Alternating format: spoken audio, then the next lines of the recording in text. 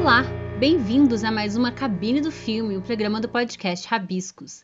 Meu nome é Carolina Pedrosa e eu estou muito feliz de recebê-los aqui hoje para mais um programa sobre cinema, sobre narrativas, sobre essa coisa tão apaixonante que é a sétima arte. Em primeiro lugar, eu queria agradecer a todos que escutam o programa, que dão feedback, que mandam mensagem. Esse programa é construído em colaboração com vocês, então fiquem à vontade para mandar sugestões, para trocar ideia, para concordar, para discordar. Cinema é isso. Cinema nos une, cinema nos aproxima e nos faz trocar e crescer cada vez mais. Quero agradecer também aos meus convidados desse primeiro mês, né? Foram 4 convidados muito especiais, programas muito gostosos de gravar. Quem perdeu, pode acompanhar lá, tá tudo gravado, tá nos streams, tá em todos os lugares, qualquer coisa me pergunta que a gente vai trocando ideia e tem muita coisa legal também planejada para os próximos programas. Então fica com a gente que é só alegria. Bom, o episódio de hoje eu nomeei de curiosidades sobre o cinema ou coisas que você talvez não saiba. Então eu quis trazer alguns assuntos que eu gosto, que eu acho interessantes e expandir também o que eu já tratei nos outros episódios com os meus convidados. Então vamos lá. No primeiro episódio a gente falou sobre distopia. Distopia é um tema que eu adoro. Vocês já devem ter percebido pelo episódio que tem muito material sobre ele. Muito livro, muito filme, muita série. Muita coisa que aborda esse fim do mundo, essa desgraceira que acontece depois que vem um desastre natural, que a tecnologia domina, que os humanos se autodestroem. E o cinema, é claro, que bebe dessa fonte, não só dos livros, mas de criar e contar essas histórias distópicas. Uma que ficou bem famosa é a história dos Jogos Vorazes. Os Jogos Vorazes é uma trilogia de livros que conta a história de um futuro pós-apocalíptico, né, após uma grande guerra, em que a humanidade, ou pelo menos aquela cidade que é retratada, foi dividida em distritos. O lugar se chama Panem. O Panem é o pão, né, do pão e circo, clássico pão e circo de Roma. Eles trazem ali, fazendo uma clara alusão. Por quê? Porque as pessoas vivem em situações terríveis, passam fome, trabalham um monte, mas uma vez por ano eles pegam um jovem de cada distrito, sorteiam esses jovens e levam para uns jogos vorazes, onde eles vão lutar até a morte, uma forma de distrair a população daquela realidade terrível que eles vivem. Nossa protagonista, a Katniss Everdeen, ela se oferece como tributo depois que sua irmã é sorteada, para salvá-la, obviamente.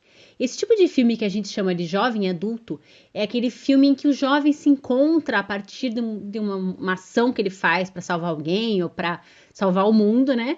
E acaba salvando todo mundo nesse processo, inclusive ele mesmo. São filmes bem interessantes, são sempre cheios de ação, alguns romances, muita amizade, enfim. E o filme ficou bem legal. Claro que eles dividiram o terceiro livro em 2 filmes, né? Foram 4 filmes, como fizeram com Harry Potter também, que o 7º livro eles dividiram em 2.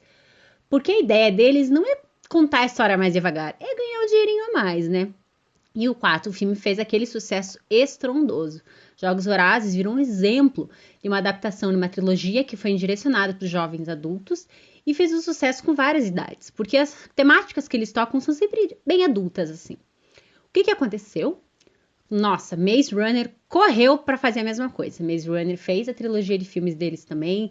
Teve um pequeno problema nesse meio tempo, porque o protagonista acabou se acidentando, teve um problema no cabo lá que soltou e acabou acidentando, tiveram que parar o filme, atrasou. Isso ainda gerou mais burburinho para a história, mas os filmes ficaram muito bem feitos. Eu vou destacar que eu não li nem os Jogos Vorazes e nem o Maze Runner, né? Mas eu vi os filmes todos e gostei dos filmes, apesar de uma escolha ou outra que de ator ou de condução de filme que possa ser questionável, os filmes são muito bons. Então vem a história do Divergente. Divergente também é uma trilogia de filmes que também teve uma guerra e eles dividiram as pessoas em facções. Então cada pessoa, quando faz 16 anos, que é aquela idade mágica para todos os filmes, né? Vai lá e faz um teste ou escolhe uma facção que ele vai passar o resto da vida. Ou ele vai ser da erudição, ou ele vai ser da abnegação, ou ele vai ser da audácia. Eu não lembro agora as outras, mas enfim. Ou tem aqueles que são os divergentes, que eles se adaptam e se encaixam em mais de uma facção. Esses, então, são caçados pelo governo. É claro que a nossa protagonista, a Tris, ela se vê como uma divergente e tem que fugir, descobrir primeiro o que é aquilo, por que aquilo existe, e tem que fugir e meio que lutar contra o governo dela. Eu li o primeiro livro, eu achei a escrita ok. Quando eu li o segundo livro e fui assistir o filme, eles mudaram muita coisa no filme. O que acontece? Eles presumem que se os livros fizeram sucesso, eles têm uma temática que pode fazer sucesso, os filmes automaticamente farão sucesso também. Mas isso não é real. Porque o filme tem que ser bem feito para não só trazer, agradar o público do que lê os livros, como para agradar as pessoas que não conhecem a história dos livros. E no segundo filme, o que eles fizeram? Eles mudaram muito a história. Eles mudaram a ordem dos acontecimentos, colocaram uma tecnologia que não tem no livro, ficou confuso e ficou muito desnecessário, digamos assim. O que aconteceu? Quando veio o terceiro filme, eles resolveram dividir em dois, como estavam fazendo nos outros também, e estava dando maior sucesso. Só que quando o estúdio faz isso, de dividir o filme em dois, normalmente eles gravam de uma vez só. Para evitar gastos, né? Você tem que chamar toda a equipe de novo, chamar todo o elenco de novo, e normalmente é um elenco que já tá fazendo sucesso, então tem outros projetos no meio do caminho, fica difícil colocar todo mundo no mesmo lugar de novo. Então eles gravam ao mesmo tempo, como o Senhor dos Anéis, né? Que o Senhor dos Anéis eles gravaram os 3 filmes ao mesmo tempo, 1 ano e meio, 2 anos, fizeram toda a pós-produção, e assim que o primeiro filme foi lançado, no final de 2001, se eu não me engano, os 3 filmes estavam prontos já. Eles lançaram um filme por ano. Imagine, quando eles lançaram o terceiro Senhor dos Anéis, eles já tinham gravado há uns 5, 6 anos, assim. Muito curioso a gente pensar, né? Mas economiza gastos também e é muito mais prático para todo mundo. Porém, com o Divergente, eu não sei por qual motivo eles resolveram gravar separado. Eles gravaram o Amanhecer Parte 1, se eu não me engano é esse o nome do filme. E não gravaram a Parte 2 simultaneamente. O filme foi um fracasso de bilheteria. Eles mudaram totalmente a história, ficou confuso, ficou desnecessário. Não, eu acho que teve um prejuízo muito grande. E eles resolveram não gravar o quarto filme. Então, o que aconteceu nisso? O público ficou sem a última parte da história. Aí eles tiveram a ideia genial de fazer filme para televisão. Porém, o elenco não aceitou, porque no contrato dele estava escrito que tinha que ser filme com lançamento nos cinemas, porque é completamente diferente, né? Acabou que, diante desse impasse, não foi produzido o último filme e os fãs ficaram sem o último filme, que, por pior que seja, é uma conclusão para aquela história. E o filme ficou capengando. Então, hoje em dia, isso está sendo um pouco... É comum, mas assim, eles estão tomando um cuidado, né? Eles não estão gravando os filmes assim. Eles gravam um e esperam para ver o que acontece. Depois gravam o outro. É difícil eles já gravarem ou já adaptarem uma série de tantos filmes para cinema. O que eles estão fazendo? Eles estão adaptando em séries mesmo. Séries para televisão, porque pela proliferação e quantidade de streamings que existem hoje em dia, é mais fácil e mais seguro para eles. É mais fácil você cancelar uma série do que você lançar um filme nos cinemas. É toda uma outra burocracia. Então, isso mostra que mesmo o cinema, partindo de, às vezes, obras clássicas ou que são garantidas, não quer dizer que a adaptação vai garantir o mesmo sucesso que o livro fez. Tá aí uma curiosidade. No nosso segundo episódio, a gente falou sobre a escrita e a influência que a literatura tem, que o cinema tem na literatura, que o cinema tem na poesia. É muito claro para todo mundo, né, que o cinema adapta muitos livros, adapta peças para o teatro, adapta contos mais curtos. Isso é muito claro, né? Isso a gente chama de roteiro adaptado nas premiações. O roteiro original é quando o filme é escrito 100% como filme. Agora, uma curiosidade ou algo que você talvez não saiba é que alguns livros foram escritos depois do filme ter sido feito. Olha só, como o Fauno, nosso querido amigo Fauno, e A Forma da Água. São 2 livros que você procurar nas livrarias você vai encontrar, mas eles não deram origem ao filme. O filme deu origem ao livro.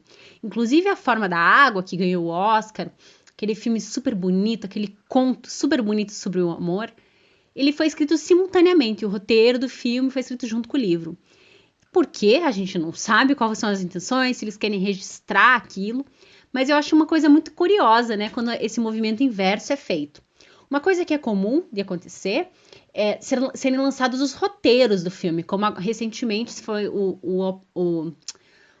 Era Uma Vez em Hollywood, do nosso amigo, que eu já lembro o nome, gente, eu tô com a memória hoje que tá uma beleza, mas eu tô tentando até falar devagar, acho que é isso, entendeu? Tá dando uns tilts na memória, mas isso é um teste pra ver se vocês estão me acompanhando. O Tarantino, né? O Quentin Tarantino escreve seus próprios roteiros, ele tem colaboradores, é claro, mas o roteiro do Era Uma Vez em Hollywood é um roteiro muito complexo.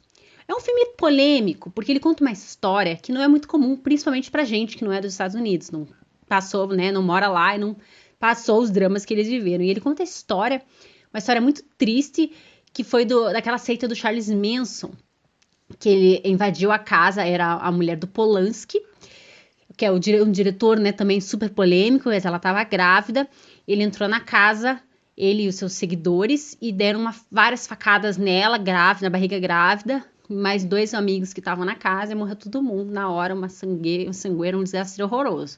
Uma história tristíssima nos Estados Unidos, uma moça bonita, promissora no cinema, né, uma atriz famosa na época, nova, grávida, e foi uma comoção. O Charles Manson foi preso, nunca ninguém entendeu os motivos que o levaram a cometer esse crime horroroso. O Tarantino tem essa característica de fazer alguns revisionismos históricos, né? Como ele fez no Django Livre, que ele faz um revisionismo sobre a escravidão nos Estados Unidos, que é aquela revolta do escravo ali, né? Ou no Bastardos Inglórios, que são os nazistas e os americanos que se infiltram lá para tentar acabar com a SS. Enfim, é um filme... Ele tem aquele humor, eu ia dizer divertido, mas é aquele humor tarantinesco, aquela coisa meio humor negro, mas muito gostosa de ver, apesar de todo o sangue que voa das telas, né? E não Era Uma Vez em Hollywood, ele faz todo esse revisionismo histórico também. Só que a gente tem que conhecer toda essa história base para entender melhor as nuances do que ele fala. Por exemplo, tem uma cena que o personagem do Brad Pitt, que é um dublê, amigo do Leonardo DiCaprio, ele é o protagonista, que é um ator famoso, inspirado em vários atores famosos da época. Eles encontram uma das meninas da seita e leva ela até a fazenda onde eles estão hospedados, entre aspas, lá. E quando ele chega nessa fazenda, ele começa a achar que eles mataram o dono da fazenda e tomaram a fazenda à força. E ele vai pressionando para falar com o dono da fazenda, para chegar a falar com o dono da fazenda. E é aquela coisa, né? O Tarantino tem muito essa questão do diálogo, assim. Então, os diálogos são todos meio confusos, meio ambíguos, a gente não sabe quem está falando, está dizendo tudo que a pessoa quer dizer. Como na vida, né? Enfim. E em determinado momento ele consegue chegar lá na casa do dono da fazenda e descobre que ele estava lá, dormindo, comendo, sendo bem cuidado, que ele era super ranzinza, mas ele estava lá com uma das moças da seita cuidando dele. Isso é também um revisionismo histórico, porque depois que eu fui ler, que não, eles mataram esse dono da fazenda e sumiram com ele, ele foi encontrado muito tempo depois. Então ele faz uma, entre aspas, piada com a citação, como se o tempo todo ele tivesse achado que ele estava morto, mas ele estava vivo na verdade.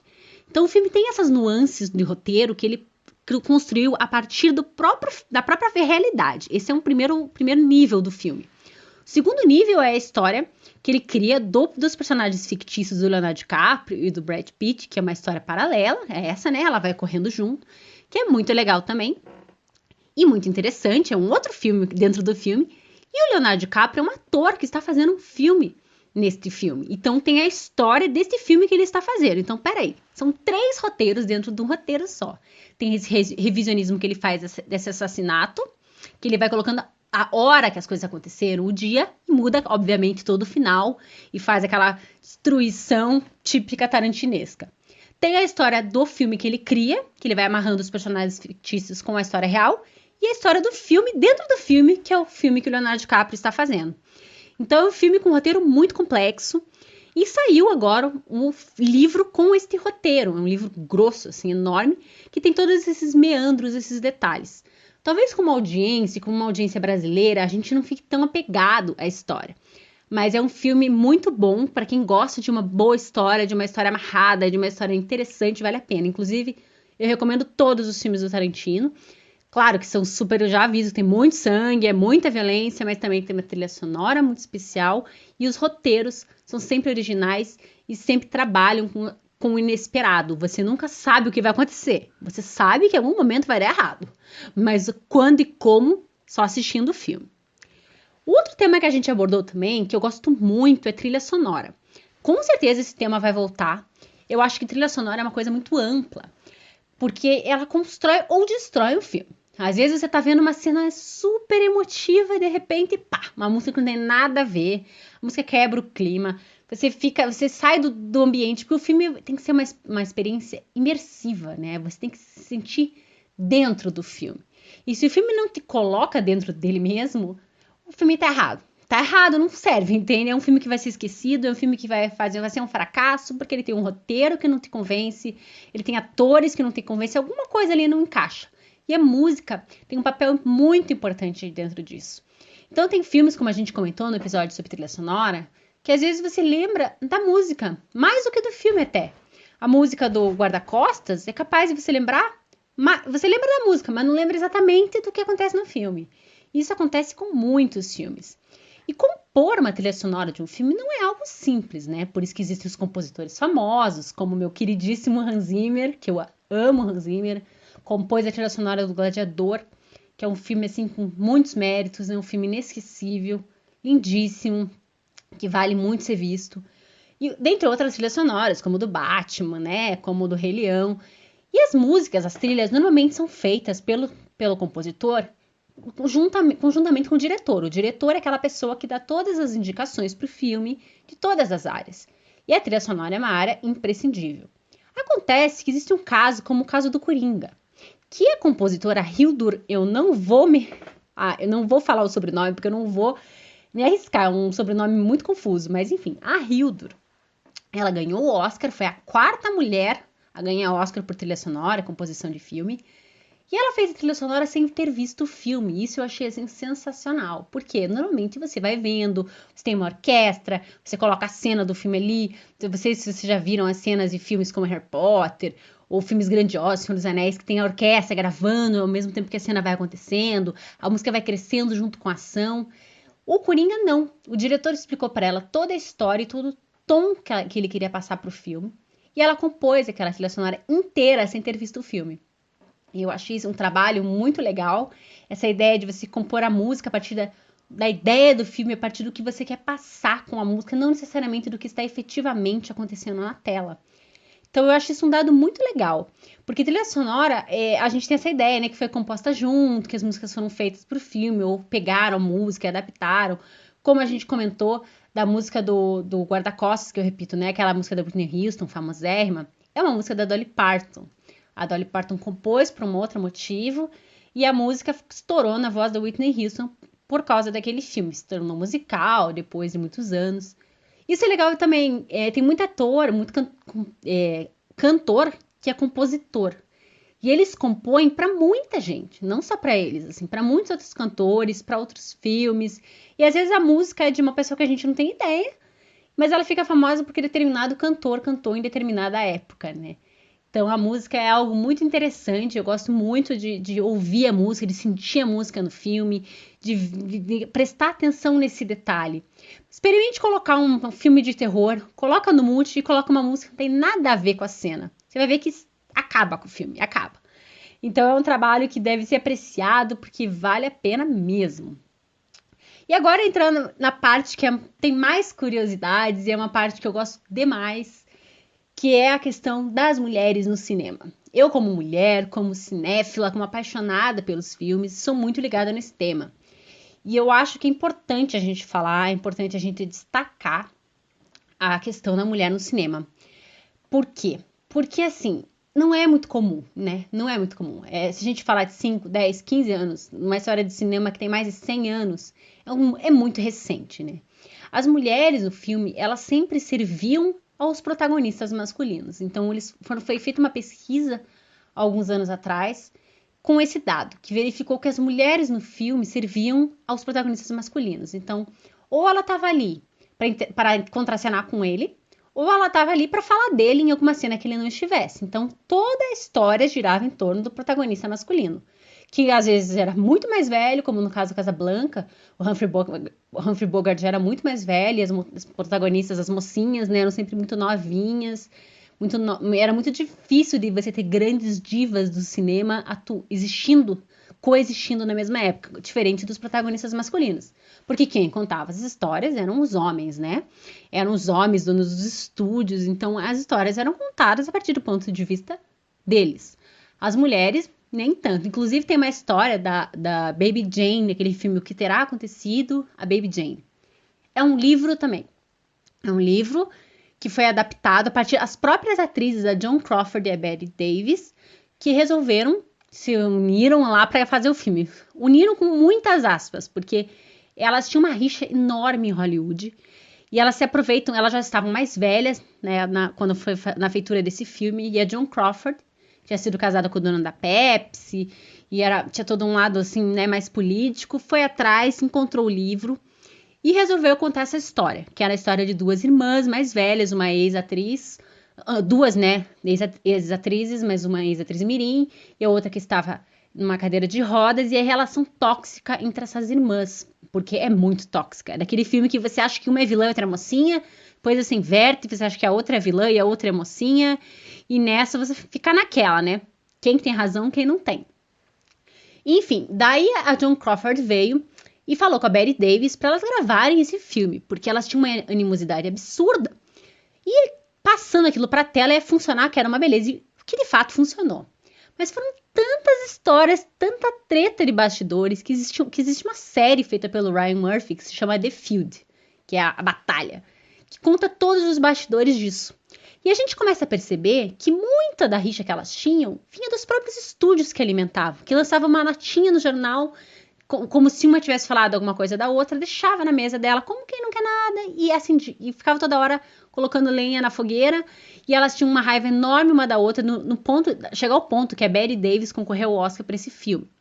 A Joan Crawford ligou para todas as outras atrizes que estavam concorrendo ao Oscar, perguntando se, caso elas ganhassem, ela poderia receber o Oscar no lugar delas, para receber o Oscar no lugar, tipo, meio que esfregar na cara da Bette Davis. E foi o que aconteceu. A atriz que ganhou o Oscar efetivamente não foi, e a Joan Crawford foi receber o Oscar no lugar dela, para esfregar na cara da Bette Davis. Então, assim, é uma confusão, uma danada, assim.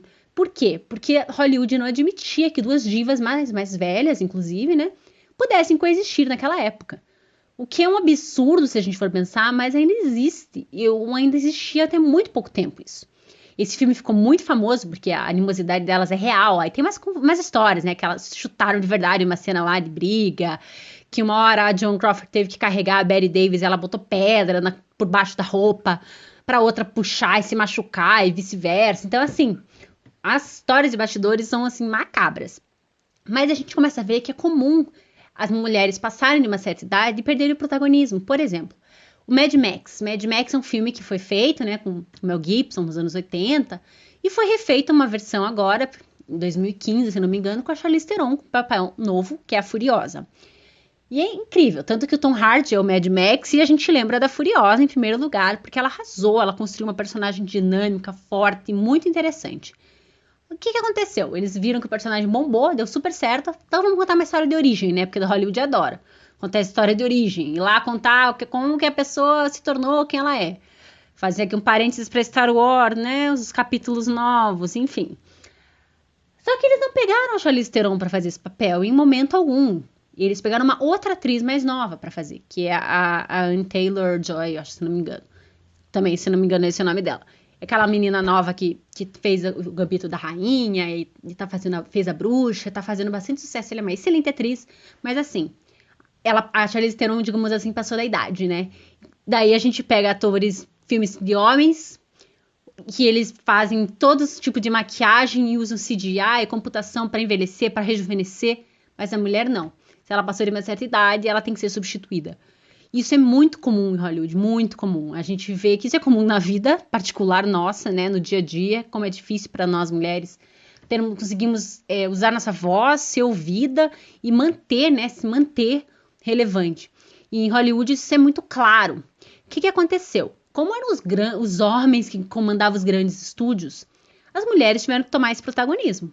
Tiveram que começar a produzir seus próprios filmes, porque os roteiros não chegam também. Não chegam os roteiros. Eu vi a Jessica Chastain, que é uma atriz que eu gosto muito, falando sobre isso. Como os roteiros que chegam, os estúdios mandam, os agentes mandam sempre os mesmos perfis de papel. E você tem que ir atrás. Então, se você quer você quer fazer um tipo de personagem, você tem que ir atrás. Então, as mulheres começaram a procurar livros, roteiros, ir direto na fonte para ver o tipo de material que elas querem usar. A Jessica Chastain, até um exemplo, quem não sabe, ela fez aquele filme que eu indiquei, Histórias Cruzadas, como vários, A Hora Mais Escura, O Interestelar. Ela faz muitos filmes que os protagonistas são sempre fortes, as mulheres são sempre fortes. São mulheres com defeitos, com dificuldades, com adversidades, mas elas são sempre mulheres fortes que têm sua própria história, linha de roteiro dentro do filme.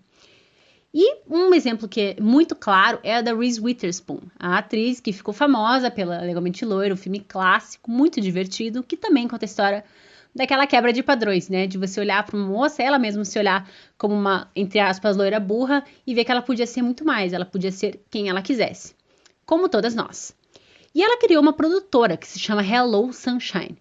Que a Reese já é uma mulher mais velha, ela já tem mais velha, né? Olha só, olha eu falando, mas uma moça com mais de 40 anos, que tem 3 filhos, e que também estava encontrando uma certa resistência do mercado. O que ela fez? Criou a produtora dela e começou ela mesma a ir atrás dos roteiros. Então, a produtora dela prioriza roteiros escritos por mulheres e por mulheres acima de 40 anos. Que 40, gente, é uma idade muito nova. Mas é a idade que Hollywood rotula como velho para fazer papel protagonista, né? E as histórias dela são sempre mulheres fortes e ela vai atrás do livro, ela gostou do livro, ela vai lá, ela compra os direitos do livro. É sempre roteirista, diretora, a força propulsora dos filmes dela são sempre mulheres. Por exemplo, aquele filme Garota Exemplar, ele foi que é com Ben Affleck e com aquela moça que eu esqueci o nome, que também faz um filme muito bom. É da produtora dela, ela não é protagonista, mas o filme é da produtora dela.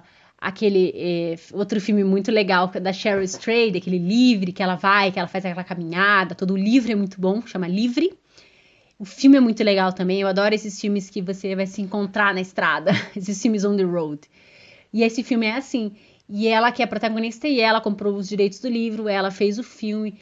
E a Nicole Kidman, ela é parceira da Reese em alguns projetos, então o Big Little Lies, que é um livro que foi adaptado para uma série da HBO, também é da produtora dela. Agora vai sair um outro filme que eles estão terminando de gravar agora, que é um livro da Intrínseca também, que a protagonista é uma moça. Então, assim, ela tá sempre buscando dar voz às outras mulheres através de projetos dela. E a Reese, inclusive, tem um clube do livro, que ela sempre tá lendo e divulgando projetos só de mulheres. Isso é muito legal. É muito legal da gente ver mulheres empoderando outras mulheres, dando oportunidade para outras mulheres, né? E a Reese faz isso muito bem. Outra que eu gosto bastante que faz isso é a Jennifer Garner, que desde o Alias, que é aquela série de espionagem lá antiguinha, já era uma protagonista que tinha sua própria linha de história, que errava, perdia. Porque o que aconteceu? Quando eles colocam lá mulher protagonista, a mulher normalmente é invencível, né? Imbatível. Eles masculinizam a mulher, eles tiram todos os traços da mulher, que é essa ambiguidade, que é essa forma da gente poder agir e fazer várias coisas ao mesmo tempo, tá feliz, tá triste, tá vivendo. Todas essas nuances da mulher, eles tiram. Por exemplo, o filme da Charlize Theron, o Old Guard. Eu gosto daquele filme, o filme que tá na Netflix. Mas ela é assim, ela é basicamente, ela vai, ela faz, ela não pisca, ela não sofre. Então, você humanizar os seus personagens também é algo muito legal e muito importante, porque daí você gera uma identificação do teu público. Quando você vê que a pessoa tá lá, tá fazendo, tá acontecendo, mas ela também tá errando, tá sofrendo, tendo suas próprias dúvidas, né? Como a gente falou e eu sempre falo, uma grande parte do cinema é contar histórias, e as histórias que mais se identificam, mais se aproximam da gente, são as histórias mais humanas. Tem um outro livro que a Reese comprou, que vai virar filme, o Daisy Jones and the Six, que é um livro muito, muito legal também. Então, assim, acompanho o projeto da Hello Sunshine, que é uma produtora muito boa. Pelo menos os projetos que eles têm feito são projetos muito fortes e muito interessantes. Eu queria comentar também que eu tenho visto muitos animes ultimamente, porque vai ter um episódio especial sobre isso, aqueles desenhos japoneses e tal, que eu tinha um certo preconceito, eu admito, mas que tem histórias lindíssimas, profundas e, acima de tudo, muito femininas, feministas, protagonistas mulheres fortes. Isso é legal demais, gente. É a gente se reconhecer em outras histórias, em outros lugares, é a gente ver outros pontos de vista contando a mesma coisa. Então, se tem um grande mérito do cinema hoje em dia, é esse. Tem mais pessoas diferentes contando histórias diferentes. Como a gente comentou no episódio passado, a popularização dos streamings, né, a quantidade de estúdios, isso facilita. Mas a gente também, como público, tem o dever de ir atrás disso. Porque você não adianta fazer lá todo um filme diferente, ponto de vista diferente, criar uma história nova, diferentona, se não tem público, se não tem interesse. Então, também parte da gente ir atrás, a gente se informar, da gente conhecer, porque olha, eu garanto que vocês não vão se arrepender, viu? Conhecer filmes diferentes, histórias diferentes faz um bem danado. Bom, eu joguei aqui muitas curiosidades, falei de alguns filmes que eu gosto bastante, de algumas atrizes que eu gosto muito. Inclusive tem filmes delas que não são tão conhecidos, mas que vale a pena conhecer, ir atrás da filmografia, isso é uma dica. Se você gosta de um estilo de filme, de um estilo de diretor, de um estilo de uma atriz, de um ator, procura outros projetos deles que não sejam tão famosos, que não sejam tão bombados, porque às vezes você vai se identificar até mais. Queria ressaltar também o Nomadland, que eu já falei bastante dele esse ano, que foi o filme que, para mim, mereceu ganhar o Oscar, que é protagonizado e dirigido por uma mulher. E é um ponto de vista humano, né? Não porque é feito por mulheres, mas ele tem um ponto de vista muito legal da gente ver. Então, assim, filme bom e filme interessante, não falta. É só nosso interesse para ir buscar e ir atrás. Falei bastante aqui, espero que tenha despertado o interesse de vocês por algum dos filmes, por algum dos temas. Eu quero fazer esse episódio mensal de trazer curiosidades, de trazer coisas diferentes para vocês. Os cinemas estão aos poucos reabrindo, mas vamos nos cuidar, né? Vamos tomar vacina, vamos colocar máscara, vamos sair se a gente se sentir confortável e protegido. Enquanto isso, nós temos os streams, temos as opções para ver em casa, para compartilhar com nossos amigos, mesmo que seja à distância, um pouquinho da magia do cinema. Vamos à frase, né, da semana antes de eu indicar o filme.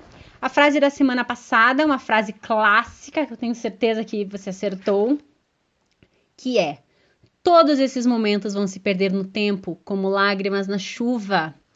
Uma frase clássica do Blade Runner, também conhecido como o livro Android Sonho com Ovelhas Elétricas, do Philip K. Dick, meu amor da minha vida, Philip K. Dick, um autor que escreveu inúmeros livros, contos que viraram filmes, que viraram série, que inspiraram muitas pessoas depois.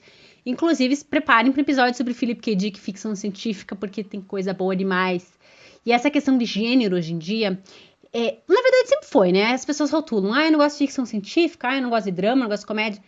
São estilos, são formas de você contar boas histórias. Então, ao meu ver, um filme é bom quando ele conta uma boa história. Se é drama, se é comédia, se é suspense, aí vai da forma como o diretor escolheu. E a frase de hoje também é clássica, hein? Estradas. Para onde vamos, não precisamos de estradas. Clássico dos anos 80, já para dar uma dica aí para você.